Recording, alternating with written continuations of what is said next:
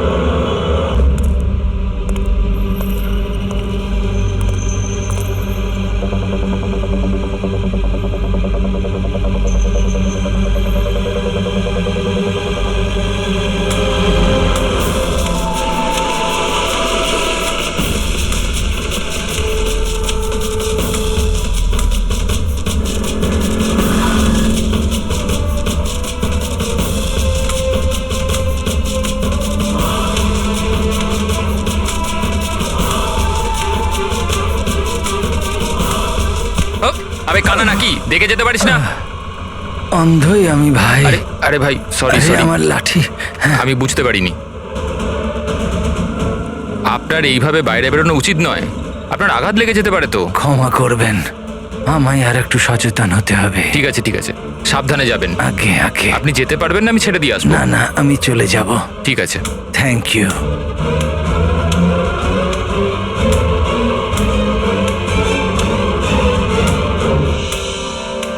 কি হলো রে বাবা, এ ব্যথা করছে কেন?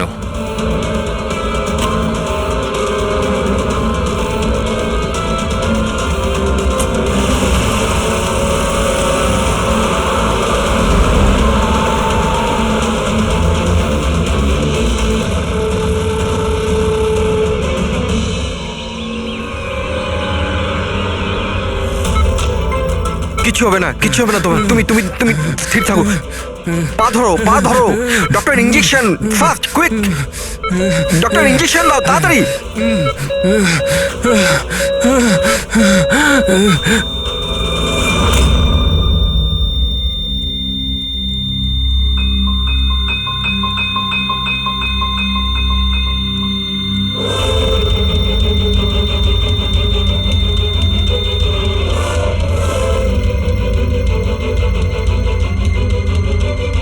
ও my god, he is dead. আর এনার মৃত্যু ন্যাচারালও নয়। এবার কি? আমি জানি প্রিয়া, ইটস এ মার্ডার। আমি ডক্টর সালুখেকে এই কেসের ব্যাপারে সব কিছু বলে দিয়েছিলাম। এতক্ষণও তো উনি ফাইন্ড আউট করেই নিয়েছেন যে রমেনের মৃত্যুর প্রকৃত কারণ কি। বিষ? রমনের মৃত্যু বিষক্রিয়ায় হয়েছে? হ্যাঁ বস, খুব মারাত্মক বিষ। প্রথমে এটা মানুষের মস্তিষ্কে প্রভাব বিস্তার করে। প্রথমে ডিলেরিয়াম, ফটোফোবিয়া, অ্যামিনেশন। তারপরে ওই বিষটা অন্য অঙ্গ প্রত্যঙ্গে প্রভাব বিস্তার করে। বাকি অঙ্গ প্রত্যঙ্গ ধীরে ধীরে কাজ করা বন্ধ করে দেয় আর মানুষের মৃত্যু হয়। ডক্টর সালুখে, এটার কোনো অ্যান্টিডোট হবে নিশ্চয়ই? সব বিষেরই অ্যান্টিডোট হয় ফ্রেডি, কিন্তু সেই জন্যে আমাদের ওই বিষের ব্যাপারে সবকিছু জানা প্রয়োজন। আর বস, এই বিষ খুব সহজে ধরা যায় না। আমাকেও অনেক ধরনের টেস্ট করতে হয়েছে ওই বিষটা আইডেন্টিফাই করতে।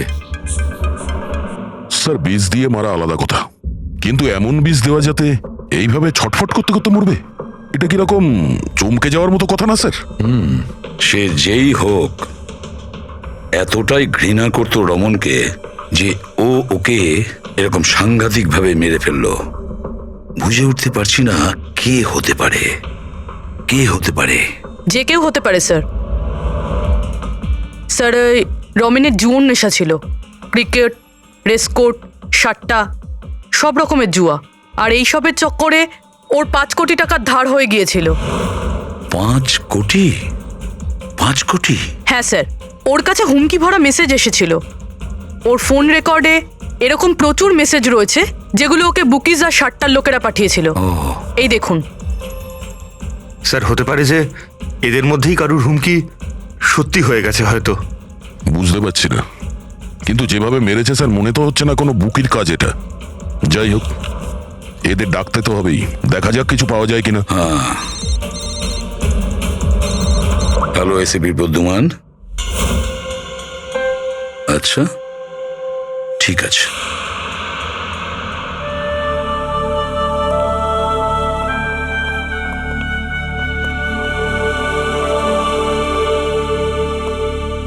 আপনি রমেনের খুড়তুতো ভাই হিতেন। হিতেন, কেউ রমনকে খুন করে দিয়েছে।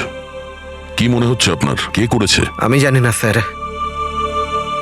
স্যার, খারাপ কাজের খারাপ পরিণাম, একদিন না একদিন তো এটা হতোই।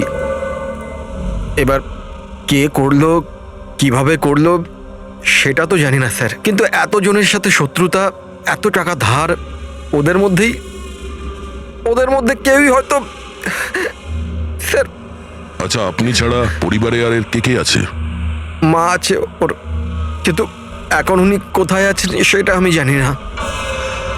আচ্ছা ঠিক আছে, আমাদের ইনভেস্টিগেশন এখনো চলছে, তো বডিটা এখন আমাদের কাছেই থাকবে। আপনি আপনার নাম্বারটা ওখানে লিখিয়ে দিয়ে যান, প্রয়োজন পড়লে আপনাকে কল করে নেব। ঠিক আছে sir. Thank you.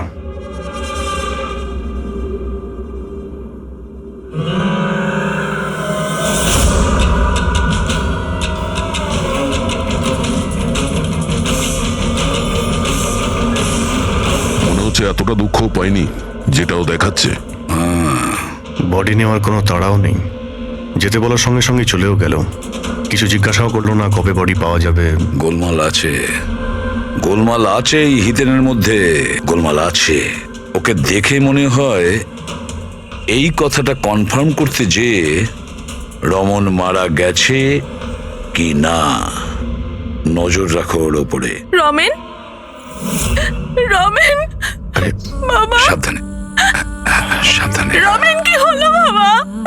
Ramen, ma'am, আপনি আমার ছেলে রমেন, রমেনের কি হলো স্যার? কি হলো বাবা, কি হলো? আমি তো তোর অপেক্ষায় ছিলাম যে তুই আসবি আর আমাকে বাড়ি নিয়ে যাবি, কিন্তু তুই এত দূরে চলে গেলি বাবা। আপনি আপনার ছেলে রমনের সাথে থাকতেন না? আগে না স্যার, আপনি স্যার আমার নাম মদন। ভগবান, আমাকে কেন রেখে দিলে? আমাকেও তো নিয়ে নিতে পারতে। মা, নিজেকে সামলাও। আর কত কাঁদবে ওই মূর্খটার জন্যে? ও নিজের কর্মের ফল পেয়েছে। না বাবা, এরম বলো না। ও যেমনই ছিল, ছেলে তো ছিল আমার। কেন, কি এমন করেছিল ও ওনার সাথে? উনি ওনাকে বাড়ির বাইরে বার করে দিয়েছিলেন, রাস্তায় একা একা ছেড়ে দিয়েছিলেন। কি কারণে? বলেছিল মা অনেক দেনা হয়ে গেছে, বাড়ি বিক্রি করতে হবে, আর আমার খরচ চালানোর মতনও ক্ষমতা ছিল না, এই জন্য আমাকে ছেড়ে দিয়েছিল। আর তারপর কি করতাম স্যার, ঠিক করে দেখতেও পাই না, কোথায় যেতাম আমি? ওই জন্য পড়ে রইলাম ফুটপাতে, ক্ষুধার্ত, তৃষ্ণার্ত, সহায়হীন হয়ে। হয়তো ভগবানের দয়া হয়ে গেছিল, তাই সে দেবদূত পাঠিয়ে দিয়েছিল। তার চেহারা তো দেখতে পাইনি আমি, কিন্তু সে আমায় তার সাথে যেতে বলেছিল, আর আমি তার সাথে চলে গেলাম। একটা ভালো মানুষ আমাকে এর কাছে নিয়ে গেছিল। স্যার, অ্যাকচুয়ালি আমার একটা সংস্থা আছে, সংহতি বৃদ্ধাশ্রম। আমরা ওখানে চেষ্টা করি যে এই ধরনের বয়স্কদের বাড়ির মতো ভালোবাসার সম্মান দেওয়া যায়। ওনাকে আমি বৃদ্ধাশ্রমের গেটে পেয়েছিলাম একটা চিঠি হাতে, যাতে লেখা ছিল ওনার যত্ন নেওয়ার কথা। আর ওই দিন থেকেই সংহতি বৃদ্ধাশ্রম ওনার বাড়ি হয়ে গেছে। আজ সকালে ল্যান্ডলাইনে ফোন এলো যে ওনার ছেলের মৃত্যু হয়ে গেছে। ব্যাস, উনি তখন থেকেই কাঁদছেন। আসলে মা তো আমি আপনাদের কাছে অনুরোধ করছি, এর হত্যাকারীকে ছাড়বেন না স্যার। অবশ্যই শাস্তি দেবেন স্যার, অবশ্যই শাস্তি দেবেন। দেখুন ম্যাম, আমি আপনাকে কথা দিচ্ছি, আমরা রমনের খুনিকে ছাড়বো না। তাকে কঠোর থেকে কঠোরতম শাস্তি দেব। আপনি প্লিজ এ ব্যাপারে ভাববেন না। আপনি নিজেকে সামলে নিন। মদন, তুমি ওনার খেয়াল রেখো। আরো একটা কথা, কোনো কিছুর দরকার যদি আপনাদের পড়ে তাহলে নিশ্চয়ই আমাদের জানাবেন। দারুণ ব্যাপার। সারিকা, হসপিটালের ডক্টরের রিপোর্ট অনুসারে এর হাঁটুতে যে চিহ্নটা পাওয়া গেছে, এটা হয় কোনো অ্যালার্জির আর নয়তো কোনো বিষাক্ত ধরনের পোকামাকড়ের দংশনের চিহ্ন।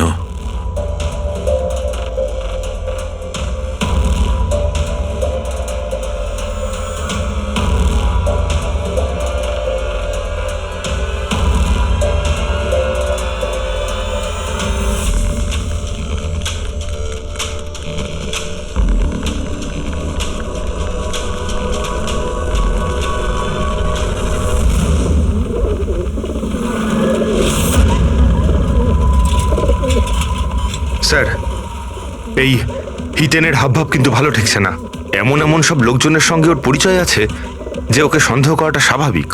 আরও একটা কথা স্যার, কয়েকদিন আগে এই রামানকে বাড়ি থেকে বের করে দিয়েছিল, আর এখন রামানের মৃত্যুর পর ও ওর প্রপার্টিতে কবজা করার চেষ্টা করছে স্যার।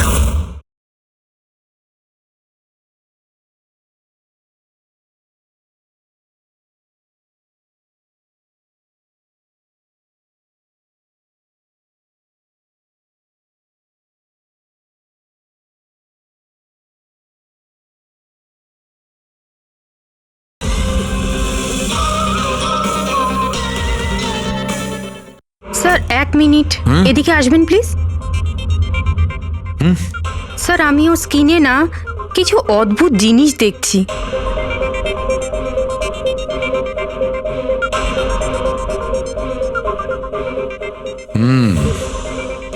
সারিকা, এই যে অদ্ভুত জিনিসটা দেখতে পাওয়া যাচ্ছে, আসলে এটা প্যারাফিন। প্যারাফিন? আরে, তার মানে ওই বিষটা ওর থাইতে ইনজেক্ট করা হয়েছিল? করা হয়েছে, ওই বিষটা এর থাইতেই ইনজেক্ট করা হয়েছে। তাহলে মোম কোথা থেকে এলো? মোম কোথা থেকে এলো? সারিকা, এইখান দিয়ে খুনি বিষ ইনজেক্ট করেছে। আসলে এই বিষটা মোম দিয়ে, প্যারাফিন দিয়ে কোটেড ছিল। এই জন্যে এর চামড়াতেও আর এর রক্ততেও প্যারাফিন পাওয়া গেছে। কারণ খুনি চায়নি যে এই বিষটা ওর শরীরে গিয়ে খুব শিগগিরই কাজ শুরু করুক, সেই জন্য ও এটাকে কোট করে দিয়েছে। আর এই যে বিষটা এসকামাইন, এটা একটা বায়ো পয়জন, জৈবিক বিষ। খুনি সেটা মোম দিয়ে কোট করেছে, এর শরীরে ইনজেক্ট করেছে, আর তারপর মোমটা এর শরীরের উত্তাপে গলতে শুরু করে দিয়েছে, আর বিষটা এর শরীরের মধ্যে গিয়ে নিজের কাজ শুরু করে দিয়েছে। তার মানে এই বিষটা কোনো লিকুইড ফর্মে নয়, বরং প্যালেট মানে ছোট গুলির আকারে এর শরীরে প্রবেশ করানো হয়েছিল। এক্স্যাক্টলি।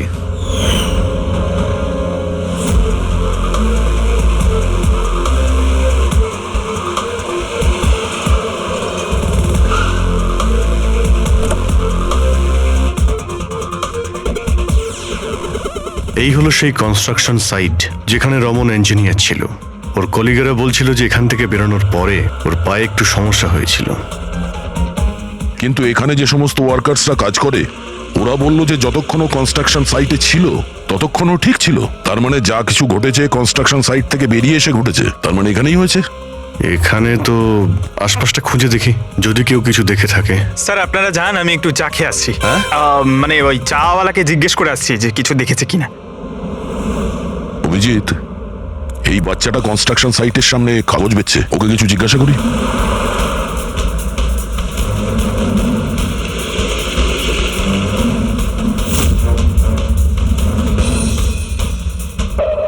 কি নাম বাবা তোমার? চুটকি। ছুটকি। আচ্ছা, তুমি এটা দেখো তো, এটা এই ছবিটা ভালো করে দেখো, দেখো তো তুমি একে চিনতে পারছো কিনা। হ্যাঁ, এই লোকটা তো আমার কাছ থেকে খবর কাগজ কিন্তু 3 দিন ধরে আসছে না। তাহলে 3 দিন আগে তুমি এই আঙ্কেলকে এখানে দেখেছিলে? হ্যাঁ, একটা লোকের সঙ্গে ধাক্কা খেয়েছিল, ওনার চোটও লেগেছিল। ওই লোকটা কেমন অদ্ভুত ছিল। অদ্ভুত? অদ্ভুত মানে? আবে অন্ধ নাকি, দেখে যেতে পারিস না? অন্ধই আমি ভাই।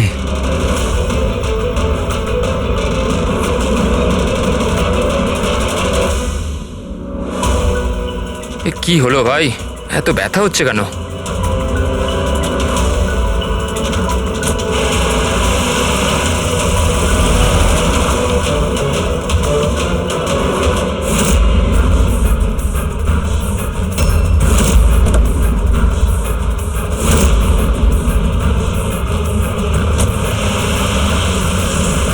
তার মানে ও অন্ধ ছিল না, ওই হামলা করেছিল রমনের ওপর।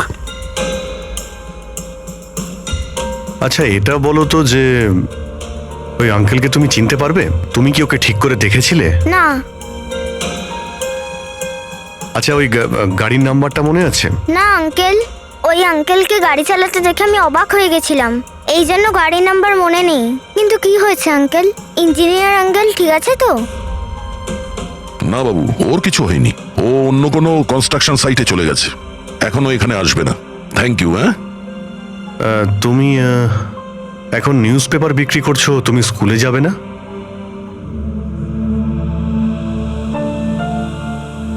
কি ব্যাপার? হ্যাঁ, স্কুল তো যাওয়া উচিত। আর তুমি তো খুবই ইন্টেলিজেন্ট মেয়ে, অ্যাকচুয়ালি প্রত্যেক বাচ্চারই স্কুলে যাওয়া উচিত, আর তোমারও যাওয়া উচিত। কিন্তু স্কুল যাওয়ার জন্য অনেক টাকা দরকার না আঙ্কেল? আমার কাছে টাকা নেই। বাবু যদি তোমার পয়সা দিতে না হয় তাহলে তুমি স্কুলে যাবে? হ্যাঁ আঙ্কেল, আমি নিশ্চয়ই যাব, আমার পড়তে খুব ভালো লাগে।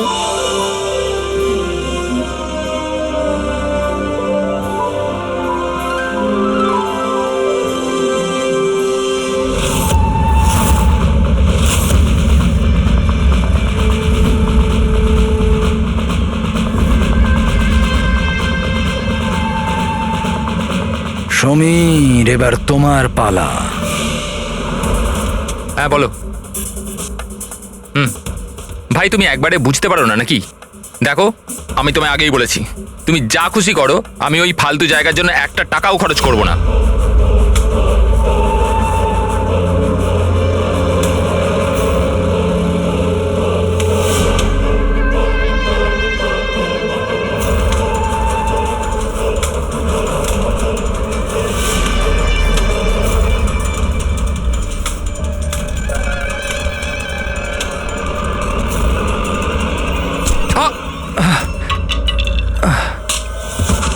ওই দেখতে পান? আমার আমার লাঠি। Sorry sorry sorry sorry sorry I am sorry আমার এই তো লাঠি। I am sorry, extremely sorry.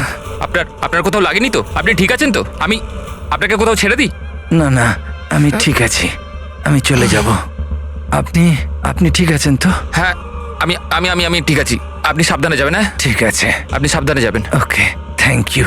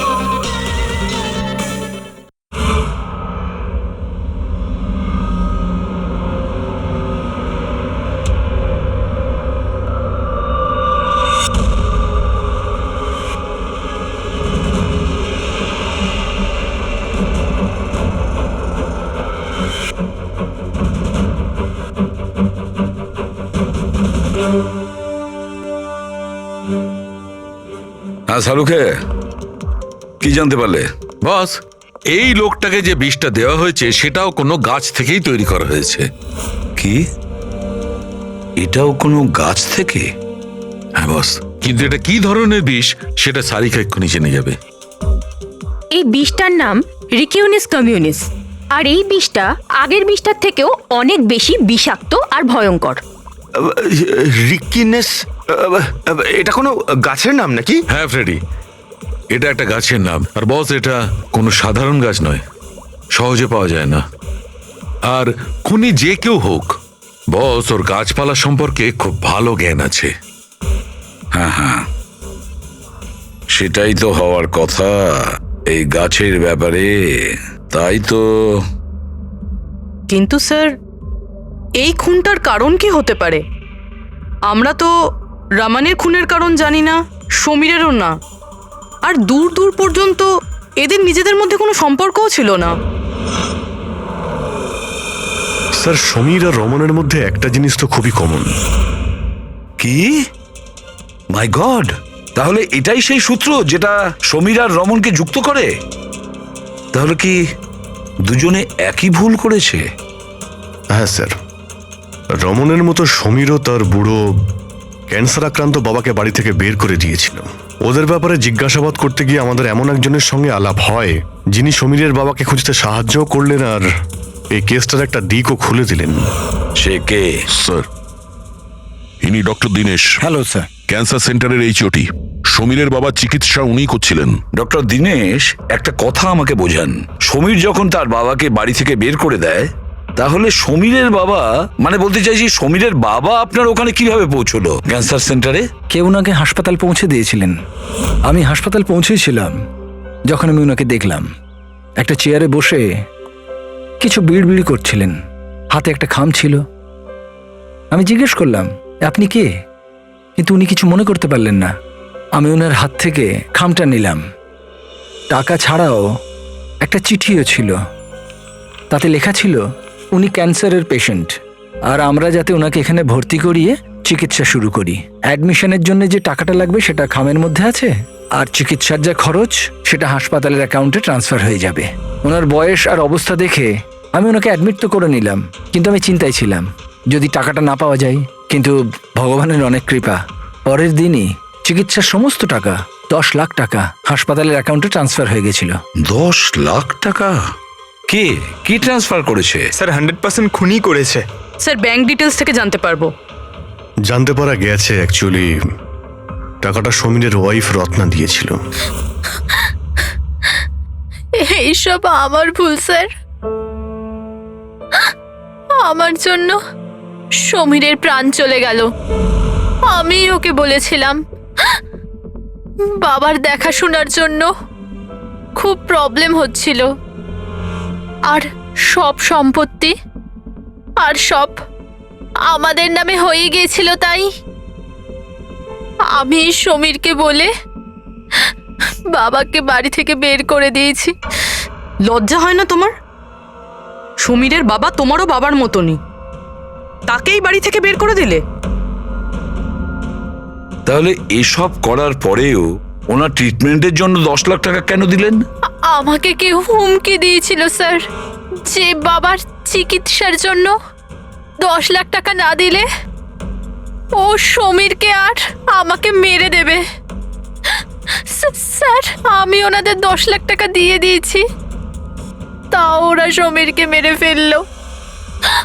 আর আর এখনো বলেছে যে প্রতি মাসে বাবার চিকিৎসার জন্য 50,000 টাকা না দিলে ও আমাকেও মেরে ফেলবে। কারোর উপর সন্দেহ আছে তোমার? না। ওর ব্যাপারে কিছু মনে আছে? ওর গলার স্বর, কথা বলার ধরন? কিচ্ছু মনে নেই স্যার, প্লিজ আমাকে বাঁচিয়ে নিন স্যার। আমি মরতে চাই না স্যার, আমি বাবাকে বাড়ি নিয়ে আসবো। আমি এখন থেকে ওনার সব সময় দেখাশুনো করব, ওনার কোনো কষ্ট হবে না স্যার। প্লিজ আমাকে বাঁচিয়ে পাবেন নিন না। Sir, please. আপনার কিচ্ছু হতে দেব না, কেমন? পুরবিয়া, কাজ করো, যে নাম্বার থেকে ওকে হুমকি দেওয়া হতো সে নাম্বারটা নাও আর দেখো কোথাকার। আপনি যান। চলুন।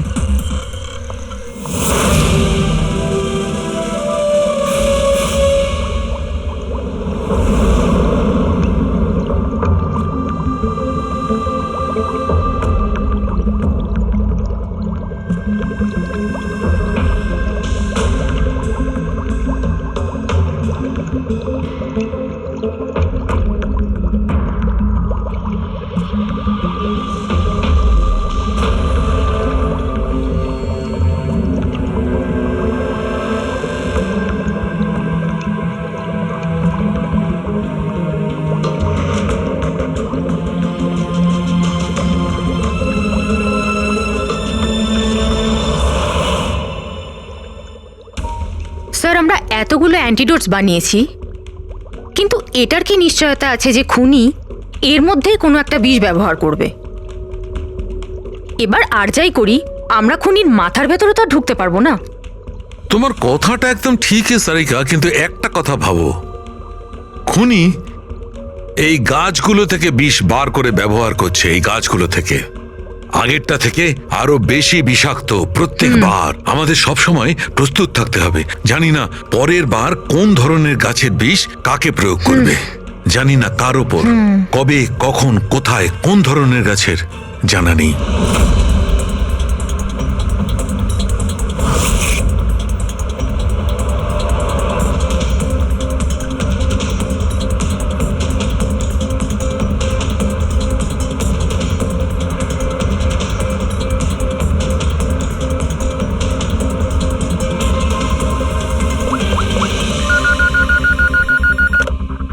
হ্যালো, হ্যাঁ হ্যাঁ পুরবি বলো। স্যার, সেই ফোন বুথটা যেখান থেকে খুনি রত্নাকে খুনের হুমকি দিয়েছিল, সেটা ওই বান্দ্রা রেল স্টেশনের কাছেই। Bandra railway station? কিন্তু ওখানে তো খুব ভিড় থাকে, ওখানে নিশ্চয়ই ও অন্ধ সেজে এই কাজটা করেনি। খুবই কঠিন এটা জানতে পারা। স্যার, কেউ কিছু জানে না সেটা ঠিক, কিন্তু একটা বিশেষ ব্যাপার হলো সেটা এই ফোনগুলো সকাল 11টা থেকে 12টার মধ্যে করা হয়েছে। আর রেলওয়ে স্টেশনের কাছে একটা বাস স্ট্যান্ডও আছে, যেখান থেকে পুনেতে বাস যায়। পাশেই বাস স্ট্যান্ড আছে, মানে ও ট্রেনে করে যেতে পারে আর বাসে করেও। ঠিক আছে, কোনো ব্যাপার না, দেখছি। ভাইন্দার, তার মানে খুনি মুম্বাইতেই থাকে আর শুধুমাত্র সমীরকে খুন করার জন্যই পুনা গেছিল? তাহলে পুনাও ট্রেনে করে গেছিল, কিংবা বাসে, কিংবা কোনো প্রাইভেট গাড়ি, কিংবা তার নিজের গাড়িতে। সেটাই তো স্যার, খুনি এটা জানতো যে আমরা রত্নার কাছে পৌঁছবই, আর এই কলের ব্যাপারটাও আমরা জেনে যাব। সেই জন্যই ও আমাদের বিভ্রান্ত করছে, আমাদের সঙ্গে খেলতে চাইছে। হ্যাঁ, খেলাই খেলছে। কিন্তু স্যার, আমরা খুনি পর্যন্ত পৌঁছবো কি করে? আমাদের কাছে তো ওর বিরুদ্ধে কোনো ইনফরমেশনই নেই, আর আমরা এটাও জানি না যে ওর পরবর্তী শিকার কে হবে। পঙ্কজ, খুনি শিকারের কাছে পৌঁছানোর আগেই আমরা তার কাছে শিকার পৌঁছে দেব। এই ঘটনাটা আজ সকাল 10টার মুম্বাইয়ের গোরেগাঁও রেলওয়ে স্টেশনেতে একজন বয়স্ক মানুষ ট্রেনের সামনে এসে আত্মহত্যা করার চেষ্টা করছিলেন। আশপাশের লোকেরা ওনাকে বাঁচিয়ে নিয়েছেন। আসুন জেনে নেওয়া যাক কি কারণ ছিল যেটা একটা বয়স্ক মানুষকে এটা করতে বাধ্য করছিল। ছেড়ে দাও আমাকে, কেন আমাকে ধরে রেখে দিয়েছো? ছেড়ে দাও আমাকে, আমি বাঁচতে চাই না। কি করব আমি বেঁচে থেকে? কিন্তু আপনার সাথে কি হয়েছে? আপনি কেন আত্মহত্যা করতে চাইছিলেন? কি হয়েছে? আমার সঙ্গে কি হয়েছে? আমাকে আমাকে আমার একমাত্র ছেলে বাড়ি থেকে বার করে দিয়েছে ধাক্কা মেরে। আমি আমার ছেলেকে এত আদর যত্নে বড় করলাম, আর ও আমাকে ধাক্কা মেরে বাড়ি থেকে বার করে দিল। এটা তো খুবই দুঃখের কথা। এ কি অবস্থা আমাদের আজকালকার সমাজের। আপনার ছেলে কি করেন? কি কাজ করে? স্কুলে যায়। টিচার বুঝি? না, পড়াশোনা করে, স্কুলে পড়াশোনা করে। এখন 8 বছর বয়স। হ্যাঁ, কি বললেন আপনি? কি বললাম আমি? আপনার ছেলের কত বয়স হলো? কত বছর বয়স? আপনি যে বললেন 8 বছর বয়স। আমার ছেলে 8 বছর বয়স মাত্র আমাকে ঘর থেকে বার করে দিল, আমি মরেই যাব। আপনারা শুনতেই পেলেন, ইনি দাবি করছেন যে এনার 8 বছরের ছেলে নাকি বাড়ি থেকে বের করে দিয়েছে। কি এমন ঘটেছিল? কে এই 8 বছরের বাচ্চা? রেল লাইনে মাথা দিচ্ছিলেন যে বয়স্ক মানুষ, তার 8 বছরের ছেলের খোঁজ আমরা পেয়ে গেছি। আসলে তিনি একজন 33 বছরের সফটওয়্যার ইঞ্জিনিয়ার। বয়স্ক মানুষটির মস্তিষ্কে সমস্যা থাকার জন্য উনি এখনো ছেলেকে 8 বছরেরই ভাবেন। ওনার ছেলে আমেরিকায় থাকেন, আর সে ওনাকে বাড়ির বাইরে বার করে দিয়েছেন। আর তারপরে বয়স্ক মানুষটি আত্মহত্যা করার চেষ্টা করেন। আসুন ওনার ছেলেকে জিজ্ঞেস করি উনি এটা কেন করলেন। এক মিনিট স্যার একটা প্রশ্ন ছিল, স্যার এটা কি সত্যি খবর যে আপনি আপনার বাবাকে বাড়ি থেকে বার করে দিয়েছিলেন? হ্যাঁ, এটা সত্যি। স্যার আপনি এটা কেন করলেন? আপনার কি এটা একদম খারাপ লাগলো না? হ্যাঁ, বার করেছি আমি, আর খারাপও লাগেনি। আপনি চেনেন ওনাকে? আপনি কখনো সহ্য করেছেন? ওনার অ্যালজাইমার আছে, ওনাকে সামলাতে সামলাতে পাগল হয়ে যাচ্ছি আমি। আমার একটা নিজস্ব জীবন আছে, আমার ওয়াইফ আছে, বাচ্চা আছে। কি করব আমি? আরে কতদিন ধরে টাকা খরচা করে ওনার ট্রিটমেন্ট করাবো আমি, আর কিচ্ছু নেই আমার কাছে। কি করে ট্রিটমেন্ট করাবো ওনার আমি? আরে আমাদের পেছন ছাড়ো, তুমি এখান থেকে দূরে কোথাও চলে যাও। বিরক্ত হয়ে গেছে আমি তোমার থেকে। এই নাটক দেখার জন্য এখানে দাঁড় করিয়ে রেখেছো, এবার আনন্দ পেয়েছো তো? চলে যাও এখান থেকে। Sir sir sir sir sir sir আপনিও তো কখনো ছোট ছিলেন। ইনি আপনাকে পড়াশোনা শিখিয়ে বড় করলেন, আপনাকে মানুষ করলেন, আর আপনি ওনাকে বাড়ির বাইরে বার করে দিলেন। ভালোবাসা উদলে পড়ছে? হ্যাঁ, যা যা তুলে নি, যা যা। মাথা খারাপ করো না আমার। তোমার যা করা ছিল তুমি করে নিয়েছো এখানে ডেকে আমাকে। শান্তি পেয়েছো তো? টাকা কামিয়েছো? যাও এখান থেকে। তাহলে দেখলেন আপনারা কিভাবে একজন ছেলে তার বাবাকে বাড়ির বাইরে বার করে দিলেন। এবার এই বয়স্ক মানুষটি কোথায় যাবেন? কার ভরসায় বাঁচবেন? ইনি এনার সারা জীবনের পুঁজি ছেলের ওপর খরচ করেছেন, আর সেই ছেলেই আজকে এনাকে বাড়ির বাইরে বার করে দিয়েছেন।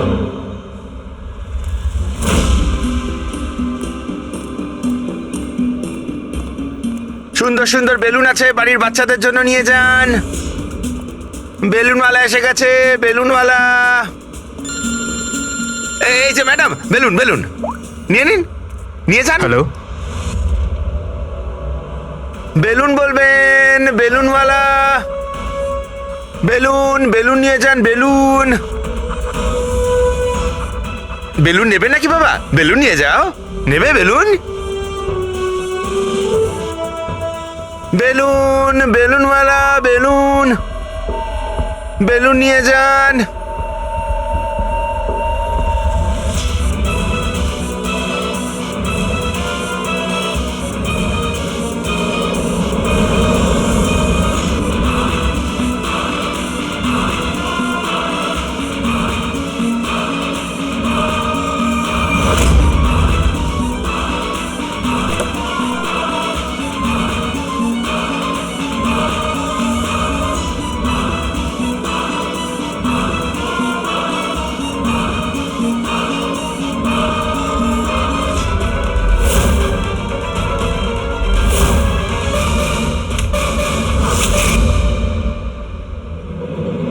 স্যার, স্যার একজন অন্ধ বিল্ডিং এর দিকে আসছে।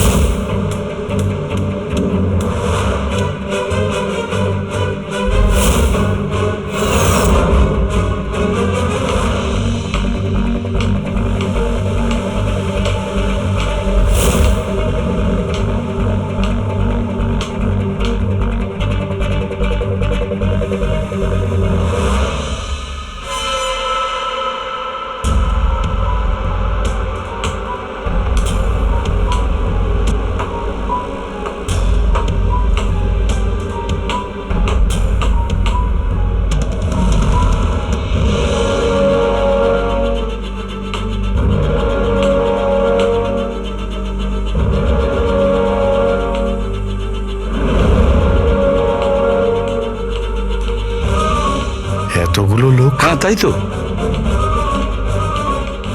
স্যার, এতজন অন্ধ একসাথে? আমরা তো একজন ভেবেছিলাম, এখানে তো 8-10 জন বেরিয়ে গেছে। মনে হচ্ছে এটা ওদের চাল। আপনারা যাবেন কোথায়? এক মিনিট। সরে যান। সবাই একসঙ্গে এখানে কি করে এলেন? আরে কি করছেন এখানে আপনারা? আরে সবাই একসঙ্গে কি হয়েছেটা কি? হ্যাঁ, কি হয়েছে? এখানে চোখের ফ্রি চেক আপের ব্যবস্থা করা হয়েছে। সম্পদ বলল, মানে ওই আমাদের এখানে ডেকে এনেছে। দেখুন, এখানে কোনো ক্যাম্প হচ্ছে না। আর আপনাদের এই খবরটা কে দিয়েছে বলুন তো? ওই তো ডেকেছিল আমাদের এখানে।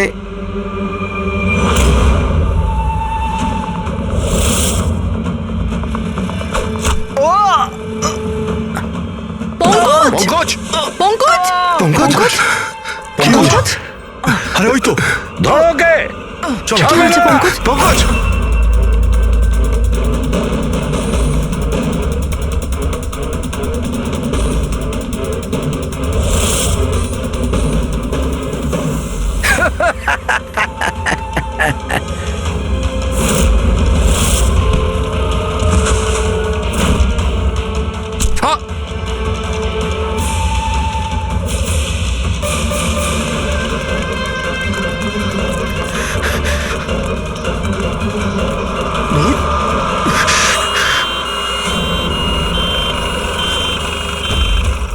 এসো এসো তাড়াতাড়ি এসো।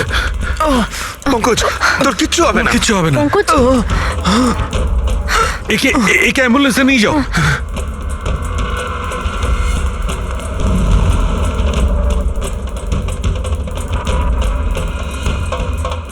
পঙ্কজ পঙ্কজ তোর কিচ্ছু হবে না। পঙ্কজ সারিকা এ নাও, বিষটা জানার চেষ্টা করো। বিষের সন্ধান না পাওয়া গেলে আমরা অ্যান্টিডোট দিতে পারবো না। পঙ্কজ Fast, আমাদের fast. কথা শুনতে পাচ্ছ? পঙ্কজ শুনতে পাচ্ছে না, ওকে ঘুমোতে দিও না। আই উইশ আমাদের কাছে অ্যান্টিডোজটা আছে, না হলে ওকে আমাদের হসপিটালে নিয়ে যেতে হবে। অ্যান্ড আই এম শিওর এই বিষটা আগের বিষটার থেকে অনেক বেশি সাংঘাতিক। সারিকা একটা কাজ করো, ন্যাশনাল বায়ো সেন্টারকে ফোন করো আর ফোনটা আমায় দাও।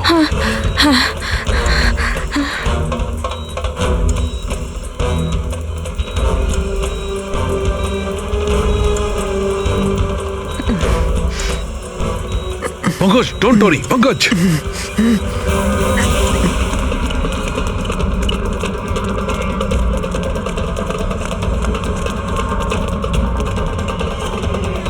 স্যার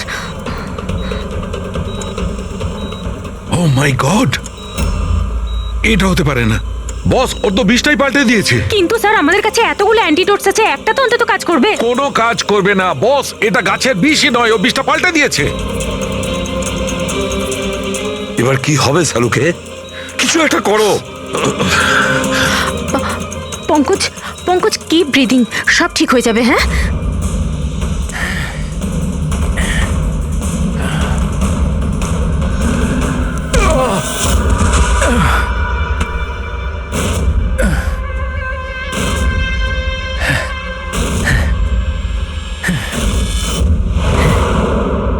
স্যার আমার নাম মদন। এসব তুমি করেছো? কেন আমার পেছনে পড়ে আছো? আমি যেটা করেছি ঠিক করেছি। তুমি বলছো এগুলো করে ঠিক করেছো?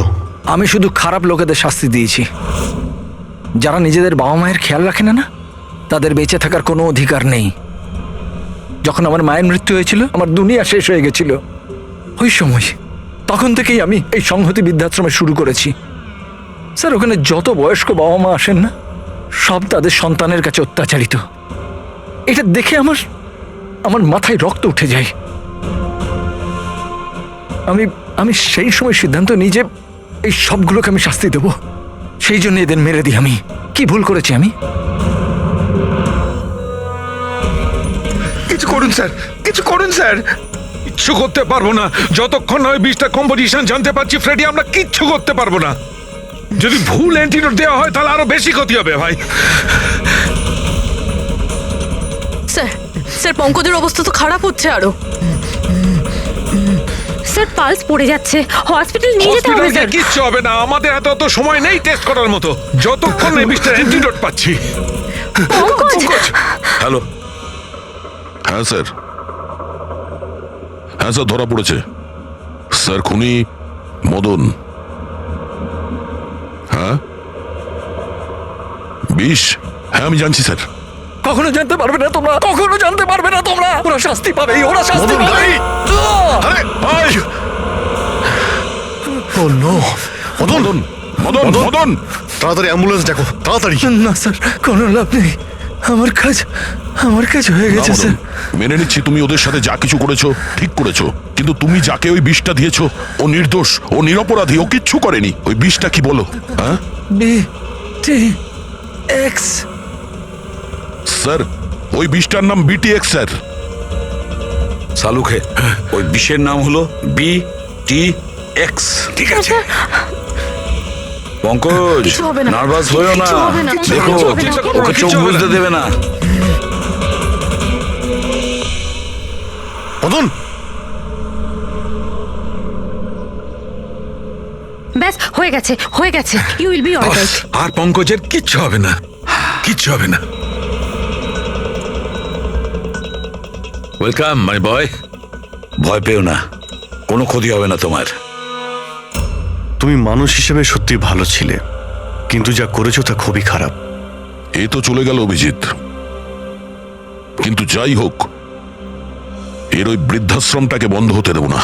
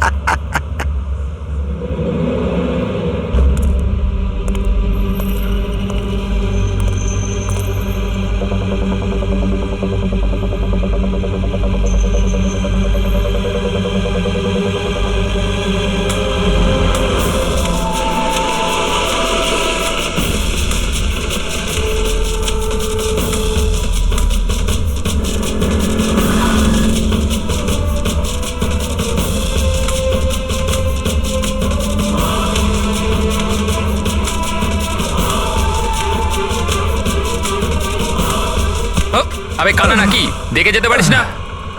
অন্ধই আমি ভাই। আরে আরে ভাই, সরি আরে, সরি, আমার লাঠি। হ্যাঁ, আমি বুঝতে পারিনি। আপনার এইভাবে বাইরে বেরোনো উচিত নয়, আপনার আঘাত লেগে যেতে পারে তো। ক্ষমা করবেন, আমায় আর একটু সচেতন হতে হবে। ঠিক আছে ঠিক আছে, সাবধানে যাবেন। আগে আগে। আপনি যেতে পারবেন না, আমি ছেড়ে দিয়ে আসবো। না না, আমি চলে যাব। ঠিক আছে।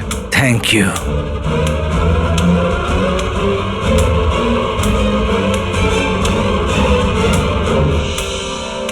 কি হলো রে বাবা, এ ব্যথা করছে কেন?